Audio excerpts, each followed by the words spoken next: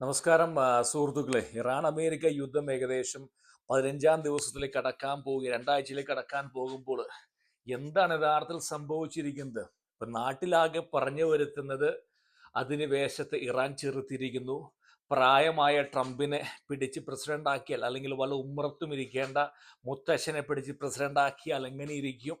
ശാഖയിലൊന്നും ഇങ്ങനെയല്ലല്ലോ പറഞ്ഞിരിക്കുന്നത് എന്ന് പറഞ്ഞുകൊണ്ട് ഒരുപാട് പേര് പുറകെ വരുന്നു. എന്താണ് യഥാർത്ഥത്തിൽ സംഭവിച്ചിരിക്കുന്നത്? ഈ യുദ്ധത്തിൽ ഇറാൻ ഇതിനകം തന്നെ പരാജയപ്പെട്ടിരിക്കുകയാണ്.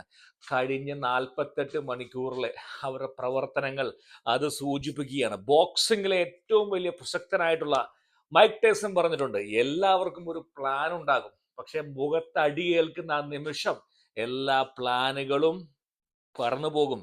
ഇറാന്റെ കാര്യത്തിൽ ഇതാണ് സംഭവിച്ചിരിക്കുന്നത്. ഈ യുദ്ധത്തിനായി ഇറാൻ നൂറ്റാണ്ടുകളായി ഒരു പ്ലാൻ തയ്യാറാക്കിയിരുന്നു. അവർ പ്രോക്സി ഗ്രൂപ്പുകളെ, ഒരു നെറ്റ്വർക്ക് അവരുണ്ടാക്കി. റഷ്യയും ചൈനയും കൊണ്ട് നൽകിയ സാങ്കേതിക വിദ്യയെ അടിസ്ഥാനമാക്കി ഒരുപാട് ആയുധങ്ങൾ സൃഷ്ടിച്ചു. പക്ഷെ റഷ്യൻ ചൈനീസ് സാങ്കേതിക വിദ്യകൾ ആയുധവും കട്ടിംഗ് എഡ്ജായ അമേരിക്കൻ ടെക്നോളജിക്ക് മുമ്പിൽ ആദ്യ ദിവസം തന്നെ തകർന്നുപോയി. ഒരു കുട്ടിയിൽ നിന്ന് മിഠായി പറിച്ചെടുക്കുന്നത് പോലെയാണ് ആദ്യ ദിവസങ്ങൾ. അത്രയും എളുപ്പമായിരുന്നു. ഒരു കുട്ടിയിൽ നിന്ന് മിഠായി ആ ഒരു എളുപ്പത്തോടെയാണ് അവർ പിടിച്ചിറക്കിയത്. യുദ്ധത്തിന്റെ 2-ാം ദിവസം തന്നെ ഇറാൻ തങ്ങളുടെ എയർ ഡിഫൻസ് സിസ്റ്റം നഷ്ടപ്പെടുത്തി. ഇപ്പോൾ ഇറാന്റെ ആകാശം എന്ന് പറയുന്നത് തുറന്നു കിടക്കുകയാണ്. നമുക്കെല്ലാം കറുത്ത പുക പുയരുകയാണ്. എയർ സുപ്പീരിയോറിറ്റി ഇല്ല, ശരിയായ നേവി ഇല്ല. ഉണ്ടായിരുന്ന ഒരു നേവി, അതായത് അമേരിക്കയുടെ വാഷിങ്ടനെ തകർക്കൂ എന്ന് പറയുന്ന ഒരു നേവി അഭയം പ്രാപിച്ചിരിക്കുകയാണ് കൊച്ചിയിൽ. ഇതിനെപ്പറ്റി ഉണ്ണിസാർ ഒന്നും പറയുന്നില്ല. അതാണ് ഏറ്റവും വലിയ പ്രശ്നം. നേവിയേ ഇല്ല, എയർബേസ് പോയിരിക്കുകയാണ്. ഇപ്പോൾ ഇറാനിൽ ഒരു നിയന്ത്രണമില്ലാത്ത രീതിയിൽ ഒരു അസ്ഥിരതയാണ്. അതാണ് നമുക്ക് കാണാൻ സാധിക്കുന്നത്. കാരണം ഇറാന്റെ ആദ്യ പദ്ധതി പരിശോധിക്കാം. ഇറാന്റെ പദ്ധതി എന്തായിരുന്നു? ഇറാന്റെ പദ്ധതി അമേരിക്കയുടെ ഗൾഫ് പ്രദേശത്തെ താവളത്തെ ആക്രമിക്കുക, പ്ലാൻ എ. ഇസ്രായേലിന്റെ പ്രധാനപ്പെട്ട എല്ലാ ഇൻഫ്രാസ്ട്രക്ചറും ഇല്ലാതാക്കുക, അതായത് പവർ പ്ലാന്റുകൾ, ഡീസലിനേഷൻ പ്ലാന്റുകൾ, ഓയിൽ റിഫൈനറികൾ എന്നിവ ആക്രമിക്കുക, അമേരിക്കയുടെ കപ്പൽ മുക്കുക, കുറെ വിമാനം ഇല്ലാതാക്കുക. Plan A. ചിന്തിക്കണം, ഇതാണ് പ്ലാൻ എ. നിങ്ങൾ ഈ കാണുന്ന ഈ പറയുന്ന ഗൾഫ് ദേശങ്ങളിലേക്ക് വിടുന്ന ബോംബോ അല്ലെങ്കിൽ ഡ്രോൺ അല്ല. അമേരിക്കയുടെ എബ്രഹാം ലിങ്കൻ മുക്കുക, വിമാനങ്ങൾ തകർക്കുക, ഇസ്രായേലിനെ തകർക്കുക. ഇതായിരുന്നു പ്ലാൻ എ എന്ന് പറയുന്നത്. ഇതിന് അവർ പ്രോക്സി ആയിട്ടുള്ള ഹിസ്ബുള്ള, ഹൂതി, പിന്നെ ഹൂതികൾ ഹമാസിനൊക്കെ ഉപയോഗിച്ചു. പക്ഷെ യുദ്ധം തുടങ്ങിയപ്പോഴേക്കും അവർ ദുർബലമായിരിക്കുകയാണ്. ഇപ്പോൾ ഒറ്റയ്ക്കായി മാറിയിരിക്കുകയാണ്. റഷ്യ ആണെങ്കിൽ വരുന്നുമില്ല, ആരുമില്ല. ചൈനയാണെങ്കിൽ അമേരിക്കക്കെതിരെ സപ്പോർട്ട് ചെയ്യാനില്ല. അപ്പോൾ ഈ പറയുന്ന ഒന്നും, ഇസ്രായേലിലെ ഒരു പ്രധാന ബിൽഡിംഗ് പോലും ആക്രമിക്കപ്പെട്ടിട്ടില്ല. അമേരിക്കയുടെ കപ്പലിൽ അടുത്തെത്താൻ പോലും പറ്റിയിട്ടില്ല. അതായത് അമേരിക്കൻ ബേസുകളിലേക്ക് കുറെ വിടാൻ പറ്റി, കുറെ ഡ്രോണുകൾ. അതോടെ പ്ലാൻ എ തകർന്നപ്പോൾ എന്ത് പറ്റി? പ്ലാൻ ബിയിലേക്കും ഇറങ്ങിയിരിക്കുക. പ്ലാൻ ബി എന്താണ്? ഇത് വളരെ അപകടകരമായ തന്ത്രപരമായിട്ടുള്ള പ്ലാനാണ്. ഈ പദ്ധതിയുടെ ലക്ഷ്യം എന്ന് പറയുന്നത് ഗൾഫ് രാജ്യങ്ങളുടെ സാമ്പത്തികമായ സംവിധാനത്തെ ആക്രമിക്കുക, അവരുടെ വിമാനത്താവളങ്ങൾ, ഹോട്ടലുകൾ, ടൂറിസം മേഖല, അമേരിക്കയുടെ റഡാർ സംവിധാനം തകർക്കുക, അമേരിക്ക അന്തരാക്കാൻ ശ്രമിക്കുക, ഇസ്രായേലിന്റെ ഇന്റർസെപ്റ്റ് മിസൈലുകളെല്ലാം തകർത്തു കളയുക. അവർ സ്റ്റോക്ക്, അതായത് ഇസ്രായേലിലേക്ക് ഒരുപാട് 1000-ഓളം മിസൈൽ അയച്ച് ഇന്റർസെപ്റ്റേഴ്സ് തകർക്കുക, സ്ട്രേറ്റ് ഓഫ് ഹോർമുസ് അടയ്ക്കുക. ലോകത്തിലെ ഏകദേശം 20%. അതാണ് ഇപ്പോൾ നടക്കുന്നത്. പ്ലാൻ ബി, അതായത് അവസാന ശ്രമം. ആദ്യ ശ്രമമല്ല.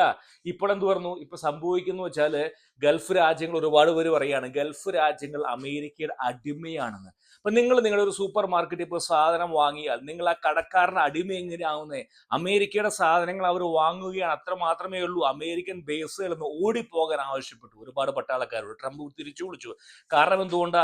അവിടെ അതിന് സംവിധാനങ്ങൾ ഒരുക്കിയിട്ടില്ല. ആ സംവിധാനം ഒരുക്കണമെങ്കിൽ പണം കൊടുക്കണം.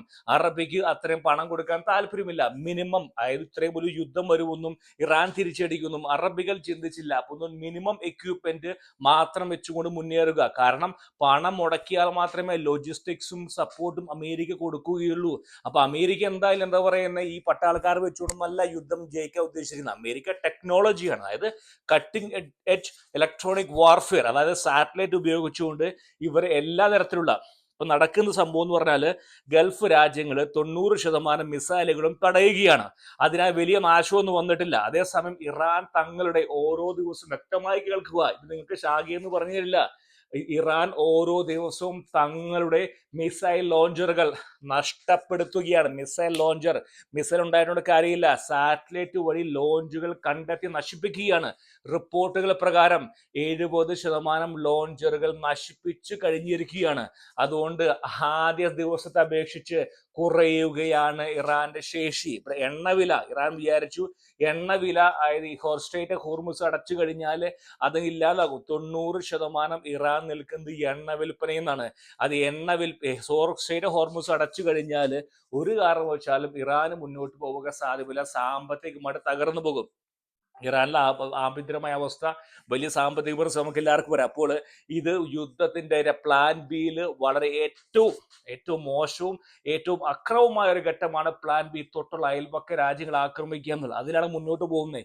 ഇതിന് വേണ്ടിയാണ് അമേരിക്ക സാറ്റലൈറ്റ് വഴി അവരെ തകർക്കാൻ ശ്രമിക്കുന്ന ലോഞ്ചറുകൾ 85% കുറഞ്ഞു വരുന്നു. നിങ്ങൾക്ക് മനസ്സിലായെന്ന് ചിന്തിക്കുന്നു എന്താണ് സംഭവിക്കുന്നത് എന്നുള്ളത്. വരും ദിവസങ്ങളിൽ പതിയെ സ്റ്റോക്ക് കിട്ടണ്ടേ. വായുമാർഗം വരാൻ പറ്റില്ല, കരമാർഗം വരാൻ പറ്റില്ല, നേവി മുഖേന വരാൻ പറ്റില്ല, കടൽ മാർഗം കൊണ്ട് സ്റ്റോക്ക് വേണ്ടേ. കാരണം സ്റ്റോക്ക് ഉണ്ടായിട്ടും കാര്യമില്ല. ലോഞ്ചറുകൾ ടാർഗറ്റ് ചെയ്യാൻ ഓരോ ദിവസവും വൈകുന്നേരം രാത്രിയുടെ യാമങ്ങളിൽ F-35 അടിച്ച് തകർത്തിടുന്ന ചിത്രങ്ങൾ പലതും ഇറാനിൽ നിന്ന് പുറത്തു വരുന്നു. ഇസ്രായേലിനാണെങ്കിൽ വളരെ ചുരുക്കം ബിൽഡിങ്ങുകൾ, മിനിമം നാശനഷ്ടങ്ങൾ മാത്രമേ വരൂ. അത് തന്നെ ആലോചിച്ചാൽ പോരെ. നിങ്ങൾക്ക് മനസ്സിലാവുന്നില്ലേ ഈ പറയുന്ന ഇറാനിൽ ഒരു ആഭ്യന്തരമായിട്ടൊരു പ്രശ്നം. അതായത് ഇപ്പോ അയത്തുള്ളയുടെ മകൻ കാണാനില്ല എന്നൊക്കെ പറയുന്നുണ്ട്. എനിക്ക് കൂടുതൽ വിവരങ്ങൾ അറിയില്ല, ഞാനൊന്നും പറയുന്നില്ല. എന്നാൽ പോലും ഇറാനിൽ ഒരു പ്രതിസന്ധി, രാഷ്ട്രീയമായിട്ട് പ്രതിസന്ധി വന്നുകൊണ്ടിരിക്കുകയാണ്. അതാണ് ഈ പലപ്പോഴും പല കോർണറുകളിലും പലരും അടിക്കുന്നു. പ്രസിഡന്റ് പറയുന്നു, മാപ്പ് പറയുന്നു, IRGC മാപ്പ് പറയുന്നില്ല. അവിടെ സൂചിപ്പിക്കുന്ന ചില ആഭ്യന്തരമായിട്ട് ഒരു തരത്തിലുള്ള പ്രതിഷേധങ്ങൾ നടക്കുകയാണ്. അവർക്ക് പിടിച്ചു നിൽക്കുക അസാധ്യമാണ് സുഹൃത്തുക്കളെ.